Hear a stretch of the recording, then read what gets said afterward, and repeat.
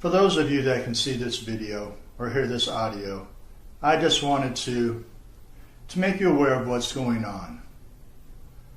I feel if I disseminate this information, I may actually get a night's sleep. I am showing my face, and I will reveal my name for my own protection. So if something were to happen to me, you know it was not an accident. My name is Robert Connors, and I have served with the Department of Defense for over 20 years. Prior to that, I served active duty campaigns in both Iran and Vietnam. I have served my country with honor and distinction. My record speaks for itself. As an ex-DoD operative, it was my duty to protect the Constitution and mitigate foreign and domestic threats in this country. I joined the department to create a safer world for my children and now grandchildren. Unfortunately, the last decade of my career, I have seen and been a part of one of the biggest threats to this great nation and its citizens. In March of 1994, I was brought in as Director of Communications for a project called Operation Sedgwick, formed under President Ronald Wilson Reagan in 1989. This program was the second stage in the project called MK Ultra. Its focus and sole purpose was the control of the African American population and urban youth through music. Yes, you heard me correctly, through music. I have in my possession a series of video and audio recordings detailing the existence of this project. My division was ordered to destroy all documentation and archive footage. I, in good conscience, could not. This is the information that the American public, along with the families involved, were told bold-faced lies about. From the first-degree murder of Lassane Parish Crooks, also known as Tupac Shakur, to the evidence of influence of entities well beyond this federal government, beyond this world, will be revealed in these tapes. To my friends still at the department, please, I repeat, please join me. For the Bible says, whoever knows the right thing to do is, but fails to do it, for him it is sin. I can no longer live in sin.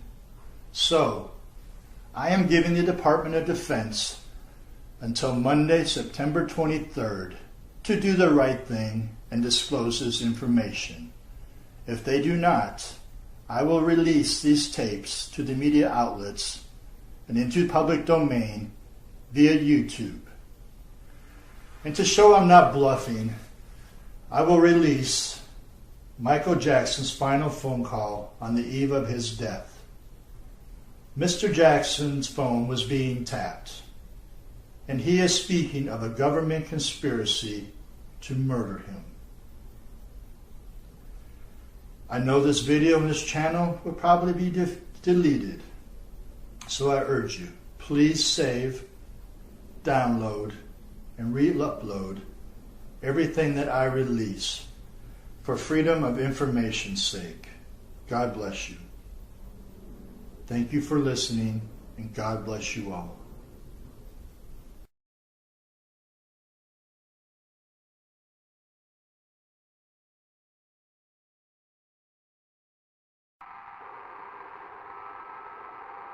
What's wrong, Michael? I don't know if I should tell you this, but I don't know who may be listening. There may be a group of people that want to get rid of me. They don't want me here anymore. I don't understand. What do you mean? Talk to me. I can't talk about it over the phone. I don't know what's going to happen, but I just feel in my soul, only God knows, they can shoot me.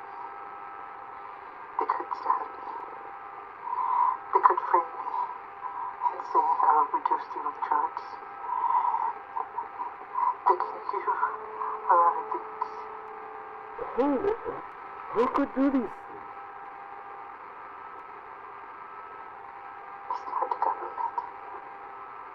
It's more than the government. But I don't know today. I don't care. They can kill me. I don't even care my life anymore.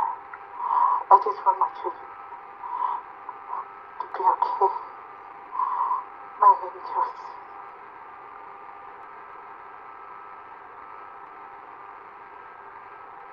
I want them to be safe. Michael.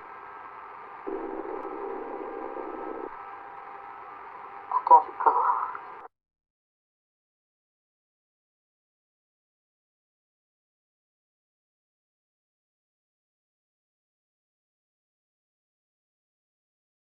Where were you, Latoya, when you heard the sad news? Well, actually, my father called me. I was at home, and I had just hung up the phone with my business partner, and he had just told me about Farah, and I said, oh my, geez, I wonder who's next, because it always happens in threes. To see.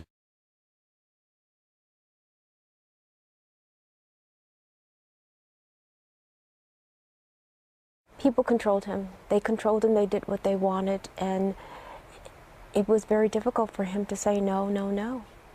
You must have seen this happening. Was there anything that you could do or say to Michael to change that situation? It's very, very difficult, because in situations such as that one, we've tried so many times to intervene, and it's not always that easy, because they keep everybody at bay. They keep everyone away, actually.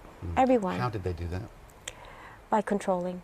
And I know, because I have been in a controlling and abusive relationship, but by controlling him, controlling his thoughts, control what he does, not letting any, giving orders, not letting anyone through the gates, not letting anyone near security, things of that nature. And this way they have him, and they control whatever he does. The phones, no phones in the house.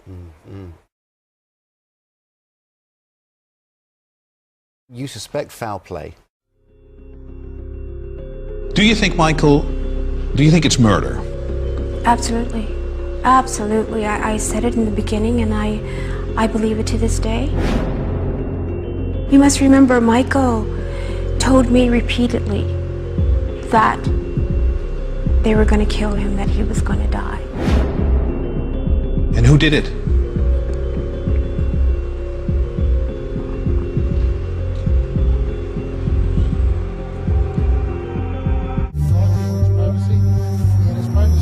This is one of the bathrooms. There are two bathrooms in this.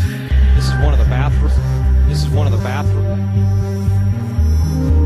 Latoya, are you going to be attending Dr. Murray's court case? Absolutely. What do you think about him delaying everything, dragging his feet? What kind of sentence should he receive, Latoya? Death penalty. That's what he should be on the firing range. They murdered my brother, and they know who they are. It's not just Dr. Murray, I promise you that. It's more people involved, and they know exactly who they are, and I'm going to let you guys know exactly what's happening and what's going on. It's more than just Dr. Murray that's involved in this. Will justice be served?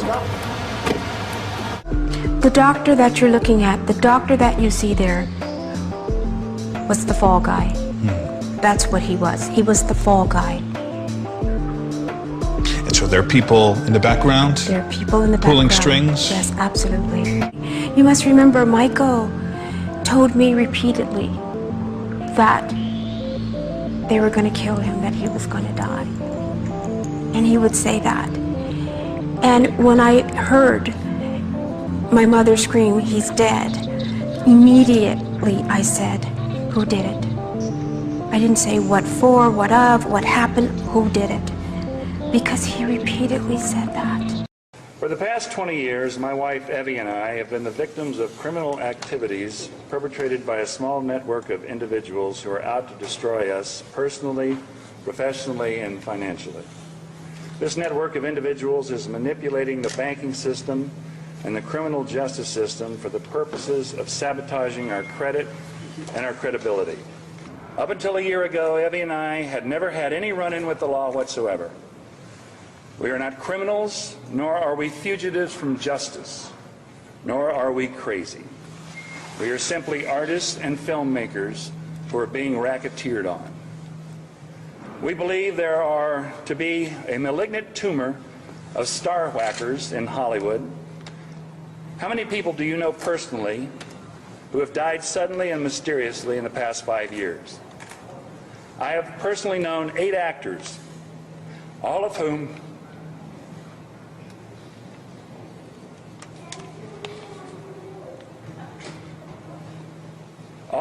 I have worked with and was close to. Heath Ledger, Chris Penn, David Carradine among them. I believe these actors were whacked, and I believe that many others, such as Britney Spears, Lindsay Lohan, and Mel Gibson, are being played to get at their money. In the meantime, many a celebrity's image and marketability is being co-opted and destroyed.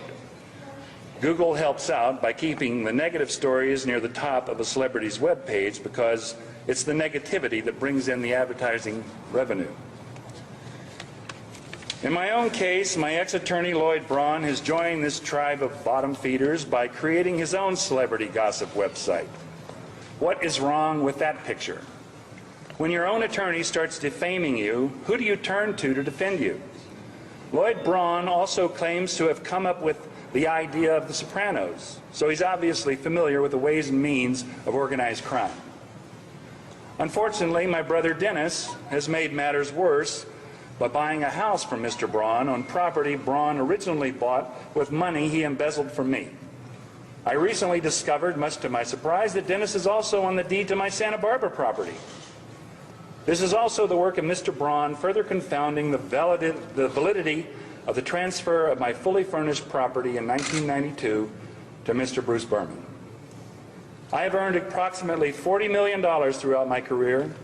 I have profit participation in some of my films. I am being embezzled from by this monstrous ring of accountants, estate planners, and lawyers who are mercilessly slandering me and trying to kill my career, and I believe murder me in order to gain control of my royalties. I wish to return to only one thing: work. So does your client plan on attending the hearing next week in Santa Barbara? My client is intending to comply with the law in both jurisdictions, and we are going to spend the next couple of days strategizing how to best achieve that. Will that not compromise your refugee? It may. We have a number of options available to us now, some of which existed before he made a refugee claim and some which arose yesterday. So we're going to take a look at the best options, and it may be that we do abandon the refugee claim. So in favor of citizenship application and sponsorship? There are numerous options: work permits, permanent resident status. There are all sorts of options. This is what we need to discuss in Liberty. And do you understand how paranoid and delusional your client sounds? I'm not going to